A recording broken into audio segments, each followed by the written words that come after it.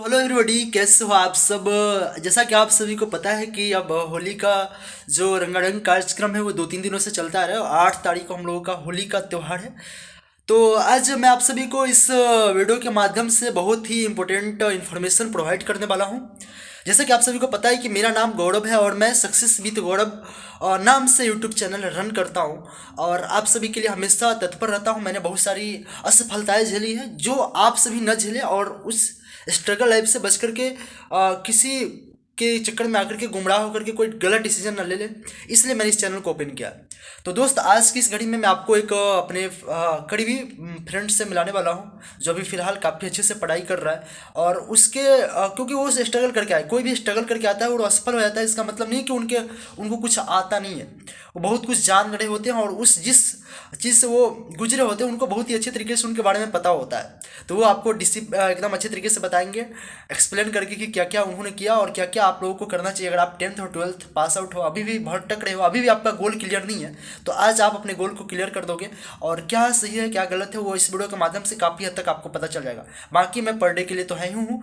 उससे पहले आप सभी से रिक्वेस्ट है कि मेरे चैनल का जो इस वीडियो का लिंक है, इस वीडियो का डिस्क्रिप्शन में एक लिंक दिया होगा, उस वो लिंक होगा टेलीग्राम चैनल का। टेलीग्राम या तो टेलीग्राम पर जा करके सर्च करना सक्सेस विद गौरव, आपको मिल जाएगा। उस लिंक को ज्वाइन करके वहाँ पे हमेशा अपडेट मिलती रहती है। फिलहाल मैं चलता हूँ, हो सकता है कि आपको दिखाई कम दे क्योंकि रात का टाइम है और ये मेरा कमरा था और मैं चलता हूँ। यहाँ पे देख सकते हो वो वाला कमरा, सामने वाला कमरा है गोलू का। मैं इस कमरा को खोलूँगा और धीरे से खोलने का प्रयास करूँगा ताकि वाह देखिए, वाह ये गोलू है। हेलो गोलू, चलिए आइए। इस तरीके से थोड़ा सा हम लोग हो जाता है। आइए, तो थोड़ा सा आपसे बात करना है। देखिए, पढ़ाई कर रहे थे, किस चीज़ का पढ़ाई कर रहे थे अभी आप? जी, अभी मैं अपने एसएससी से रिलेटेड पढ़ाई कर रहा हूँ क्योंकि आप मेरी थोड़ी सी डिफेंस की उम्र थोड़ी ख़त्म हो चुकी है, तो एसएससी की दुनिया में डिफेंस लाखों युवाओं का सपना होता है भारतीय सेना में जाने का, और वो बहुत ही अच्छे तरीके से मेहनत करते हैं और उनके लिए एलिजिबिलिटी क्राइटेरिया जो भी होती है वो मिनिमम होती है और डेट ऑफ बर्थ भी मिनिमम होता है। तो बच्चे 10th और 12th पास आउट करने के बाद वो डायरेक्ट डिफेंस की ओर उनका लुभावना होता है और जाने का प्रयास करते हैं। लेकिन बीच में किस किस परिस्थितियों से आपको गुजरना पड़ेगा, क्या स्ट्रगल करना पड़ेगा, उसकी वास्तविक रणनीति, उसकी वास्तविकता, हकीकत ये बताने वाले गुरु खड़े हो जाइए, यहाँ जी। और मैं एसएससी के ऊपर भी चर्चा करूंगा, सिविल सर्विसेज के एग्जामिनेशन के ऊपर भी चर्चा करूंगा। छोटा बम बड़ा धमाका होने वाला है आज। जी। चलिए। तो मैं आपको आज डिफेंस से रिलेटेड कुछ बातें बताने वाला हूँ, यस। और वो भी एकदम जो होता है वीवीआई पॉइंट्स वो बताने वाला हूँ। तो पहले क्या होता था कि जो भी बच्चे 10th किए हैं या 12th किए हैं वो इंडियन आर्मी के लिए प्रिपरेशन करने लगते थे। इंडियन आर्मी, इंडियन एयरफोर्स और इंडियन नेवी। तो पहले क्या था कि कुछ डेट ऑफ बर्थ यानी कि कुछ उम्र ज़्यादा थी, जैसे 17.5 से 23 साल थी। पर अब इंडियन आर्मी, इंडियन नेवी और एयरफोर्स कर दिया है कि 17.5 से 21 ही साल। तो इससे रिलेटेड बहुत बच्चों को, जैसे मुझे भी, मेरी भी डेट ऑफ बर्थ थोड़ी सी 2002 है, पर एलिजिबल नहीं हूँ, मेरी उम्र ख़त्म हो चुकी है। तो मैं भी एसएससी में लग गया हूँ। तो जिनसे अगर डिफेंस लाइन में कोई जाना चाहते हैं तो उनसे रिक्वेस्ट है कि 10th करे और डिफेंस में लग जाए। बस मेरी दूसरी बात कि मैं आपसे ही पूछना चाहता हूँ, जी क्योंकि हाँ, अगर कोई किसी बच्चा का किसी कारण बस जी हो सकता है कुदरत ने उनके सर ये ताज पढ़ने को नहीं कहा हो कि आपको डिफेंस में नहीं जा सकते हो, तो बच्चे डिमोरलाइज हो जाते हैं। जी। वो उस परिस्थिति में क्या कर सकते हैं, उस डिप्रेशन से कैसे उभर सकते हैं, आप बताइएगा। देखिए, अगर किसी बच्चे की हाइट कम है या उनकी बोन फ्रैक्चर है या कुछ और है, तो वो मेरे अनुसार वो डिफेंस को चूज ना करे। वो एसएससी चूज कर ले, रेलवे चूज कर ले, बैंकिंग चूज कर ले, पर उनको डिफेंस लाइन नहीं चूज करना चाहिए। तो मेरी सलाह है, मेरी एडवाइस है कि वो डिफेंस लाइन ना चूज करके वो कुछ सिविल सर्विसेज में आ जाए, एसएससी, बैंकिंग, रेलवे, ईटीसी और कुछ। तो कहने का मकसद है कि कोई एक डिफेंस एस्पिरेंट जो इतना दौड़ करके, इतना रनिंग कर करके और हर चीज़ से मतलब कि थक करके पूरे शरीर को अपना गला करके, और क्या वो फिर से पढ़ाई की फील्ड में आ सकता है? क्यों वो अच्छे तरीके से पढ़ाई कर सकता है, सिविल सर्विसेज का तैयारी कर सकता है या एसएससी का तैयारी कर सकता है क्या? देखिए, स्टार्टिंग में तो कुछ दिक्कत होती है, क्योंकि यह देखा गया है कि जो बच्चे दौड़ते हैं उनका माइंड थोड़ा सा डिस्टरबेंस टाइप का हो जाता है, जैसे उनको पढ़ने में मन नहीं लगता है। फॉर एग्जाम्पल मैं आपके सामने ही हूँ, अभी लग गया हूँ पढ़ने में, थोड़ी बहुत मन लग रही है। तो मेरी एक कहना है कि भगवान किसी को ऊपर से गढ़ के नहीं भेजता है कि भाई जाओ तुम ही यूपीएससी क्रैक करना, आईएएस पढ़ना, आई यूपीएससी आई जो भी यूपीएससी बीपीएससी क्रैक करना। दौड़ने वाले बच्चे भी इस एग्जाम को क्रैक कर सकते हैं, पर उनको थोड़ी सी मुश्किलों की सामना करना पड़ेगा, पर धीरे धीरे वो भी कर सकते वो हैं। भी हो सकता है जी नहीं। जी। करत करत अभ्यास के जरमती होत सुजान, बार बार रस्सी आपत जापत सर पर पड़त निशान। निशान। ये बातें हैं और ये रियलिटी है मेरे दोस्त। आप इस जिंदगी में आए हो, आपको एक मौका मिला है, तो आप हर काम को पॉसिबल बना सकते हो। इम्पॉसिबल कोई काम नहीं होता है, क्योंकि इम्पॉसिबल अपने आप में आई एम पॉसिबल्स अगर आप सही से देखो तो ये होता है।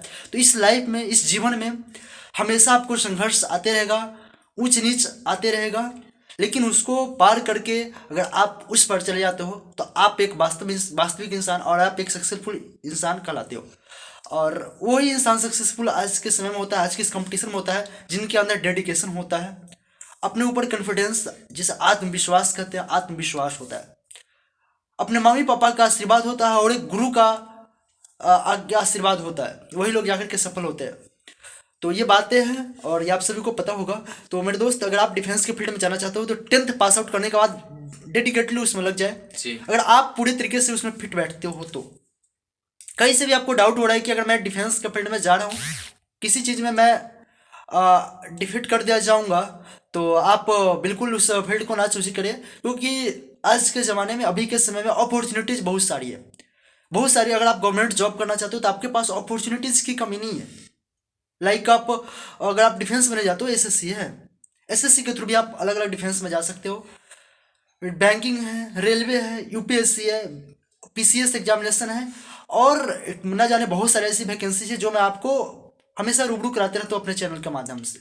तो घबराना नहीं है कि कब किस चीज़ की नोटिफिकेशन आती है, कब किस चीज़ का फॉर्म फिलअप हो रहा है, कब किस चीज़ का एडमिट कार्ड आएगा, एग्जाम डेट क्या होगी, एग्जाम पैटर्न क्या होता है, सिलेबस, वो सारा चीज़ मैं आप सभी के लिए करता हूँ, मेहनत करता हूँ दिन रात उस चीज़ पे, और वो आप सभी को प्रोवाइड करने का प्रयास करता हूँ, चाहे वो यूट्यूब के माध्यम से हो या टेलीग्राम के माध्यम से हो। तो उसके लिए तो बिल्कुल घबराना नहीं है कि मुझे कुछ पता ही नहीं है। इस चीज़ बहाने को आज से खत्म कर देना है, क्योंकि सक्सेस विद गौरव चैनल आप सभी के लिए हमेशा तत्पर रहती है। और मैं अपने फ्रेंड सर्कल में जो भी एक्सपीरियंस्ड हमारे दोस्त होते हैं उन सभी से रूबरू कराता हूँ और वास्तविकता से परिचय भी कराने का प्रयास करता हूँ जहाँ तक पॉसिबल हो पाता है हमसे। बस आप सभी से रिक्वेस्ट है कि अपने अनजाने फ्रेंड्स जो भूले भटके हैं, अभी भी अपने लाइफ में अपने गोल को क्लियर नहीं कर पा रहे हैं, उन तक इस वीडियो को पहुँचाएं। और बस अभी इम्प्रूव कर रहा हूँ, हो सकता है कि इसमें बहुत सारी कमियां भी हो, लेकिन आप सभी कमेंट बॉक्स के माध्यम से बता सकते हो कि ये कमियां हैं, मैं उसको अगले सेशन में, अगले वीडियो में सुधारने का काफ़ी हद तक प्रयास करूंगा, क्योंकि सीखते रहना निरंतर निरंतर एक ह्यूमन का नेचर होना चाहिए, तभी वो जाकर के एक इंसान एक अच्छे इंसान बन पाता है और लाइफ में अपने के साथ साथ किसी और के लिए भी काम कर सकता है। तो गोलू, एक बात आपसे लास्ट में ये पूछना चाहता हूँ जी कि अगर आप डिफेंस के फील्ड में आपने गया, जी उस समय आपको बहुत ही मारा पीटा गया होता है, मतलब कि एक बात बता रहा हूँ, ये रियलिटी नहीं है। और उस समय अगर आपको उस समय हर चीज़ में पास हो जाते हो, जी और किसी माइनर मिस्टेक की वजह से आपको बाहर कर दिया जाता है, जी। तो उस समय जो हर्ट होता है उसको कैसे बर्दाश्त किया जाए? उस समय जो तकलीफें होती है वो कुछ ज़्यादा ही होता है। जैसे इस बार की जो बहाली हुई है, उस बहाली को मैंने अटेंड किया है, उसमें मैंने फिजिकल पास किया था, पर जो जिगजैग होती है वो करने के बाद बीम पर से मुझे छांट दिया गया। उस समय बहुत ज़्यादा तकलीफें होती है, एक असहनीय दर्द टाइप की महसूस होती है, पर क्या कर सकते हैं, सेना का रूल रूल हो सकता है। तो उस समय क्या करना चाहिए कि अपने मम्मी पापा को याद करना चाहिए कि जी ये मेरा सपना शायद ये नहीं है, मैं इससे भी बड़ा कर सकता हूँ, जी जी और मैंने कुछ यूनिक करने के लिए आया हूँ। ये चीज़ मेरे बस की नहीं थी, ये चीज़ मेरे लिए नहीं थी, मेरे बस की थी, मेरे लिए नहीं थी, मैं इससे भी बड़ा कर सकता हूँ। इस समय ये सोचने से हो सकता है कि आपको थोड़ा सा सहानुभूति मिले अंदर से, जी और आप ये सोचें, अपने गुरु को याद करें, अपने माँ बाप को याद करें, अपने पेरेंट्स को याद करें कि उन्होंने इतना स्ट्रगल करके हमें बहुत सारी बाधाएं झेल करके हमें यहाँ तक पहुँचाया, इस फील्ड तक पहुँचाया है, मुझे जिग जैग तक, मुझे या मेडिकल तक पहुँचाया है। तो बाय द वे हो सकता है कि मेरे नसीब में कुदरत ने ये नहीं गढ़ा था, हो सकता है कि मैं इसे भी बड़ा करूं। तो उस समय डिमोटिवेट नहीं हो रहा हो, बात ये रियलिटी है कि थोड़ा बहुत हर्ट होता है, लेकिन बर्दाश्त करना पड़ता है क्या। बस तो इसी के साथ मैं आप सभी से विदा लेना चाहता हूँ। बातें तो बहुत कुछ है करना, लेकिन क्योंकि आप सभी से बहुत ही हर्टली कनेक्ट हो चुका हूँ और जाने का मन ही करता है, मन करता है कि हर एक बातों को आप सभी के सामने प्रस्तुत कर दूँ, लेकिन ह्यूमन मैं भी हूँ और यहाँ पे पकड़े पकड़े हाथ दर्द करने लगता है, तो समझ रहे हैं आप लोग। कल फिर मिलता हूँ आप सभी के लिए, तब तक के लिए जय जय हिंद।